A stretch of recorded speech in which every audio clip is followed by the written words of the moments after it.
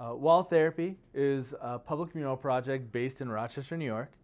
And our whole mission is to provide a public community level intervention using mural art as the vehicle to address our collective need for inspiration. You know, everyone around us, regardless of what your background is, could use a pop of color. So the project got its roots in 2010 with Dr. Ian Wilson. He grew up in East New York in the 70s during really the birth of graffiti as we know it today.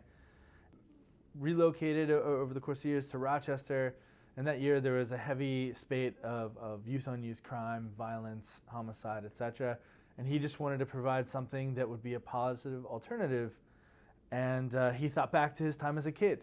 So he decided to try and do something similar here in 2011, starting with a project originally called Visual Intervention. I got together with Ian that following winter, and we rebranded everything as Wall Therapy. And from 2012 on, it's just been going off. Earlier this year, I met up with the folks at Kodak, told them about this trip that we were taking to Berlin to work with Urban Nation, which is a museum based out of Berlin, focusing on street art and graffiti culture. And, you know, I thought back to how important Super 8 was in documenting my early childhood, the family vacations.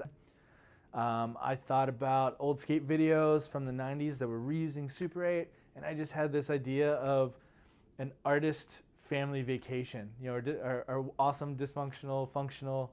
You know, none of us had ever traveled as a giant group before, and just, you know, none of us had ever been to Berlin before.